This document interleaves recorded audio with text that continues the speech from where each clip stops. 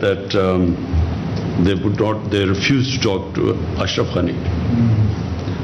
Their condition is that as long as Ashraf Ghani is there, we are not going to talk to the Afghan government. And here I want to say that in 2019, when Pakistan persuaded Taliban to start talking to the Americans, I suggested that there should be before the presidential election, there should be an interim government so that the elections would be inclusive. But unfortunately, the Afghan government was very critical about this remark about there being an interim setup, and they went ahead with the elections, and President Ghani got elected. Now, once President Ghani got elected and the Taliban got excluded, it was always going to be a problem from then onwards, because Ashraf Ghani insisted that the Taliban should talk to him. The Taliban did not recognize him, they didn't recognize the elections, and they would refuse to talk to him. So that's where the problem started. And that problem still is there. Now, the Afghan government is extremely critical about Pakistan. They think we have some magic powers that we will make Taliban do whatever we want to do. They don't realize that that the Taliban, the moment the Americans started drawing down their troops, and especially when they gave an exit, from then onwards our leverage on Taliban was minuscule, diminished, because the Taliban thought they had won the war. They had won the war by not losing to the Americans. And in their mind that once the Americans left, then then they had won. So to try and persuade them when a time was given for exiting Afghanistan by Americans, it became extremely difficult to try and persuade them. And Afghan government, unfortunately, is now blaming Pakistan for what is happening there. They somehow think that Pakistan has supernatural powers. We are a superpower plus, which can, which has such power that 70,000 Taliban can take on 300,000 Afghan government troops with aircrafts and with modern weapons, and somehow, we have that power to make them win. So the Afghan government, and the other reason is Afghan government, I think, right now from what I can see, they are blaming Pakistan, as well as they are now trying everything to somehow get the Americans back into Afghanistan. The whole posturing right now is that they're blaming the Americans for this debacle, Pakistan and the Americans. And they are trying to somehow persuade the Americans to actually intervene, and there are listeners in the American political system who are listening to the Taliban and using these things that women are at risk, and all those who supported the NATO troops, they are at risk, and somehow they want the Americans to again intervene. But this is, they've been there for 20 years. What will they do now which they didn't do in 20 years? So so this is the situation right now. You asked me a question about us being worried. We are worried because the direct impact of this descending into a prolonged civil war, this is what we think will happen. It will be a prolonged, protracted civil war, and the country that will be most affected after Afghanistan will be Pakistan. We will be affected, number one, that more Pashtuns are in Pakistan than in Afghanistan. Taliban is basically a Pashtun movement, so it will flow into our Pashtun areas. And it happened after 2003-04. It happened that our Pashtun areas reacted to what was happening in Afghanistan, and Pakistan lost 70,000 people in that because we supported the Americans. And so there's a likelihood that again in our Pashtun areas we will have problems. So that's number one. And then having lost 70,000 people and over $100 billion lost to the economy, half of our tribal area people were internally displaced. about 3 million people were internally displaced. So that's number one worry. Number two is refugees. We already have 3 million refugees in Pakistan, Afghan refugees. 3 million registered. We think there are over about 500,000 more than that. So last thing we want, our economy is just recovering. We do not want another inflow of refugees. And number three is that, we have now great plans of our connectivity right into Central Asia through Afghanistan. I just went to Tashkent to work on this railway from Uzbekistan connecting through Afghanistan, through Mazar Sharif and into Pakistan, which would connect this whole area. So this is our future, it's geoeconomics. And we are worried that if there is a civil war in Afghanistan, this whole economic agenda of connectivity with Central Asia goes out of the window. So that's our worry. Sir, in case of the Taliban takeover of Kabul, what will be your government's policy? Will you close the border or cut relations with Afghanistan? What will happen, I can't say. But what Pakistan wants is Pakistan will deal with any government that is elected or selected by the people of Afghanistan. So whoever people of Afghanistan, the government they feel represents them, Pakistan will work with them, whichever that government is. What would the Taliban takeover mean for Pakistan? Taliban takeover depends what sort of a Taliban takeover it is. If it is a Taliban takeover which becomes inclusive with other players, and it includes, it will be the best thing for Afghanistan if it is an inclusive government. But if it is exclusive government with fighting going all over Afghanistan, we believe that if the Taliban try and form an exclusive government through military takeover, this will mean a protracted civil war. And that is, as I said, a nightmare scenario for Pakistan. So there's, it seems, even though everyone's gathered in Doha today, I believe there's a Troika meeting as well, it seems like there's a last-ditch effort to try to come to some sort of solution. Do you think there's lots of suggestions as to how this could move forward? The Taliban have one suggestion too, which is that Ashraf Ghani should step aside.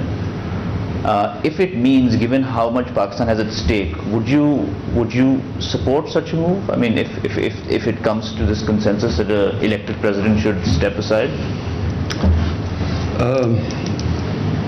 Number one, at the moment, the top priority should be a ceasefire, because obviously civilians are affected, and civilians will get more and more affected as this fighting rages and gets into the main cities. Once the fighting gets into the main cities, then there will be heavy civilian casualties. So therefore, at all costs, there should be a ceasefire. Now, what would it take for a ceasefire? And that's what the Doha talks are all about. So, I'm not a big one into military solutions. I believe that, as a politician, we always should look for a political settlement. Now, let's hope that there is some sort of a political settlement, but that will only happen if Taliban realize that they cannot take over the whole of Afghanistan through military means, and the government side realizes that they too have to give to come to the ceasefire. So they will also have to make compromises. So that's really what these talks are all about. Can they meet on a middle ground? Now, whatever that middle ground is, I guess the talks will decide. So do you think Pakistan's influence of Taliban has been decreased compared to 1990s? What do you think about that? Let me remind you that, Pakistan was the three governments that recognized the Taliban government in 2001, before the Americans toppled the Taliban government. and probably Pakistan was the most influential government. Despite that, when Pakistan wanted, on behest of the Americans, for Afghan government, for Taliban to hand over Osama bin Laden to the Americans, the Taliban refused. So even then, the influence of Pakistan was not all-encompassing. But let me just say one thing. As a student of history, and especially of Afghan history, anyone who thinks that Afghanistan can be controlled from outside does not understand the character of the Afghan people. Throughout their history, they have never accepted outside control. Take the first, the three of the British-Afghan wars, which happened. There were three. Then the Russians. It was everyone knows the Russian history. And now this recent 20-year-old American misadventure. So if you look at all of them, one thing comes out, that the Afghan people of Afghanistan they cannot be made puppets. If I was the Pakistani policymaker in the 90s, I would not have encouraged this idea of strategic depth, which Pakistan policy was at the time. Very understandable, because the 7 times size of Pakistan is India, a hostile eastern neighbor. And the Pakistani security setup was always worried about Pakistan facing two fronts, east and west hostilities. So therefore there was always an attempt to have a pro-Pakistan government in Afghanistan. But in my opinion, whichever government comes into power in Afghanistan would have to work with Pakistan. And Pakistan should work with any government that comes, which is selected by people of Afghanistan. Rather than trying to influence governments in Afghanistan, if you look back at the history, it does not work. The Afghan people do not accept it. So even now, when we talk about if the Taliban takeover takes place, will it be a pro-Pakistan government? Whichever government comes into Afghanistan, it will, if it is ever perceived to be controlled from outside, it loses credibility within Afghanistan. People of Afghanistan will only back a government that represents their people and stands for their interests. So therefore, my policy, ever since my government has come into power, we have reached out to all the Afghan factions, to the Northern Alliance, to who were perceived to be anti-Pakistan. Hamid Karzai I've talked to, Abdullah I invited, I talked to them. All of them we try to convince that, look, we now have no favorites in Afghanistan. Whichever government comes into power, Pakistan will work with them. There's often the view, we talked about this week, the view in the West and also in Afghanistan, that once the Taliban take over in Afghanistan, Pakistan would have achieved its final goal. Is that a misconception? You see, again I repeat, if the Taliban take over, because Afghanistan is ethnically divided population. Pashtun are only about 45% of the population. Then there are Tajiks, then there are Hazara, Uzbeks. So Afghanistan, the reason it has been a decentralized government is because of the different population mix. So therefore, if one population tries to impose itself on the rest, one ethnic group, there will be a constant, unrest in Afghanistan. And that is not what Pakistan wants, which is why we want an exclusive government. Because if there is unrest, Pakistan will be affected, because, as I said, we have a larger Pashtun population here than in Afghanistan. And Pashtun are probably the most xenophobic people on earth. They fight each other normally, but when there is an outside thing, they all get together. And so it affects. So Pakistan got sucked into Afghanistan after 2001, when we sided with the American supposedly war on terror, but this converted into something else, and we had a civil war in our tribal areas. And that was the main reason. We had two reasons why Pakistan lost 70,000 people by joining the Americans. Number one, the old jihadi organizations which were created to fight jihad against the Soviets, they all turned against Pakistan, because Pakistan suddenly was telling them that against Soviet occupation it was jihad, but against American occupation it's terrorism. So they turned against Pakistan. And then second was in the tribal areas, there was literally a civil war against Pakistan, because we were pro-American. Basically all their sympathies were with Pashtuns, not Taliban, with the Pashtuns. And they turned against there was as I said, half the population was internally displaced of the tribal areas, which still is recovering from the devastation. Hence, it's in Pakistan's interest that there is a political settlement and all factions come, a government that represents everyone.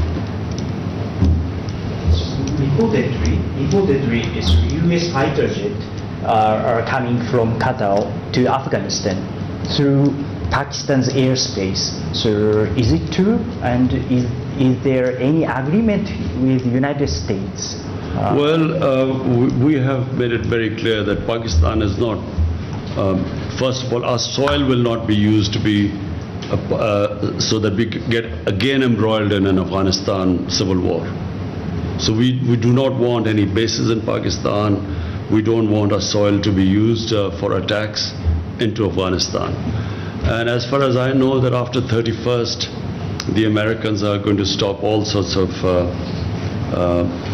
even air attacks on Afghanistan. One last question. So the two main players in Afghanistan and its solution are the United States and Pakistan. The heads of the two governments have not spoken yet. I want to know the state of relations between your government and President Joe Biden's government on Afghanistan, and moving forward, do you think that Pakistan is going to be scapegoated? And what is Pakistan's strategy when it says we have other options? The NSA has also said expanded. Let me say three things. Number one, Pakistan has already been being made a scapegoat by Afghan government. And the Afghan government is doing so because it is blaming Pakistan for all the misgovernments and the kleptocratic government that Afghanistan has been. I mean, clearly 70,000 Taliban should not be sort of dominating a 300,000 well-equipped with air cover Afghan, unless the population is helping the Taliban. It cannot happen otherwise. So rather than looking at the reasons why they have not been able to provide the governance that was required for winning over the population, and secondly, the whole hasty way that the Americans have certainly left. The Americans, if you wanted a political settlement, common sense is that you do the political settlement from a position of strength. So when you have 150,000 NATO troops there, that was the time to do a political settlement. People like me were all the time saying that, there's no military solutions to do a political settlement. I was called anti-American. I was called Taliban Khan because of that. And people like us were sort of sidelined for even talking about a political settlement. So having not done a political settlement from a position of strength, now blaming Pakistan when you have, when there's no leverage left, when the Taliban think they are winning, for the Afghan government, mind you, first time I'm seeing that the Afghan government are now blaming the Americans the way they exited. So they too are now blaming the Americans. So finally, and the other thing about, I keep having the President Biden hasn't called me. Well, it's his option if he wants to call or not. It is business if he thinks it's necessary or not. I mean, not that I am waiting for any phone call. It's his prerogative. These are friends are visiting from Delhi, so I just thought maybe we can have a difference of strategy in Delhi and Pakistan on Corona also. The way we fought is totally different. Can I ask one last question towards Afghanistan? You're a close ally to China. What would you see the future role of China in Afghanistan?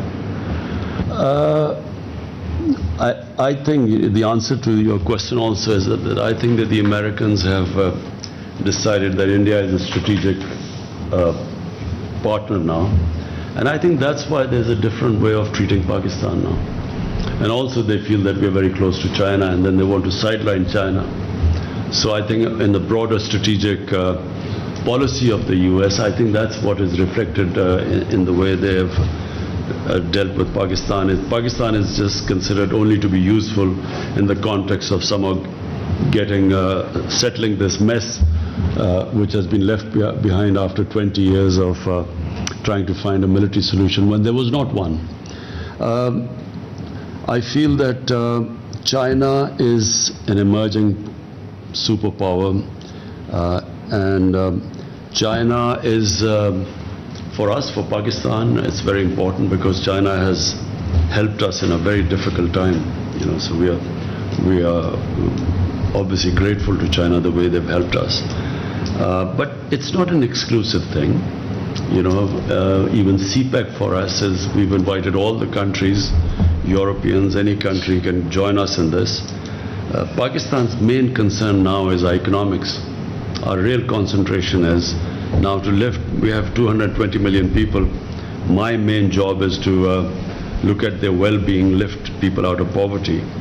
And that point of view, China has been very helpful because China has done probably in human history, no country has ever done, lifting almost 700 million people out of poverty. So that's really our main, where China is helping us a lot. Will China have a role in Afghanistan? China is a neighbor. Obviously China will have a role in the rebuilding of Afghanistan. Yes, I think so. Sir, can I have just one last question? Turkish President Recep Tayyip Erdogan has proposed to involve Pakistan and Hungary to protect and run Kabul's international airport following the withdrawal of other NATO-led foreign troops. So far, no clear response has come from Pakistan. What is the Pakistan position to safeguarding the Kabul airport? I've just had a meeting with Turkey's defense minister, and we will be trying. The best thing is for Turkey and the Taliban to have a face-to-face dialogue, so both can talk about the reason why that Kabul airport has to be secured. And so we will be talking to the Taliban to use our influence for them to have a face-to-face talk with Turkey. वज़ीर-ए-आज़म इमरान खान गैर मुल्की सहाफ़ियों से गुफ्तगू कर रहे थे। उन्होंने कहा कि पाकिस्तान अफ़गानिस्तान में किसी मखसूस ग्रुप की हिमायत नहीं कर रहा। अमरीका पाकिस्तान को हमेशा से तालिबान पर असर रसूख के लिए कहता रहा है। मेरा ख्याल है कि अमरीका ने फ़ैसला कर लिया है कि भारत उसका तज़वीराती इत्तेहादी है। वज़ीर-ए-आज़म इमरान खान ने गैर मुल्की सहाफ़ियों से बातचीत में कहा कि मौजूदा हालात में अफ़गानिस्तान में सियासी मुफ़ाहमत मुश्किल नज़र आती है। वाज़ेह कर दिया है कि पाकिस्तान अपने हवाई अड्डों की इजाज़त किसी सूरत नहीं देगा।